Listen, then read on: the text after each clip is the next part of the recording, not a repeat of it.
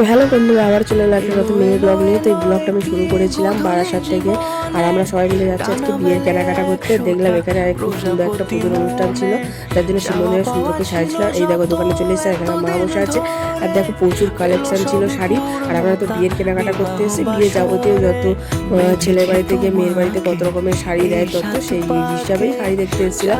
এখানে huge collection ছিল, প্রচুর দেখে শেষ করতে পারছিলাম না। প্রচুর রকমের কালেকশন ছিল, খুব সুন্দর সুন্দর শাড়িও দেখাচ্ছিল এনারা। দক্ষিণ বারাসাত থেকেই আমরা কেনাকাটা করেছি। আর খুব সুন্দর সমস্ত কালেকশনগুলো প্রচণ্ড সুন্দর ছিল।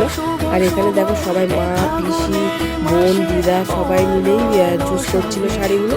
আর আমিও কিছু শাড়ি দেখছিলাম। এটা আমার বাবার জন্য একটা পাঞ্জাবি দেখছিলাম কেমন লাগে।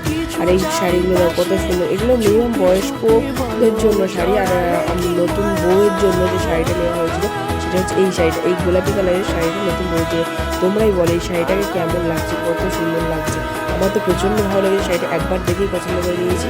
আর এদিকে দেখো আস্তে আস্তে আমরা যাওয়ার পরে দেখলাম দোকানের লোক ভর্তি হয়ে যাচ্ছিলো। তো তারপর আমরা এক একটা করে শাড়ি কিনে প্রচুর করেছি, প্রচুর শপিং করেছি আজকে। 4টে থেকে 5টা ব্যাগ।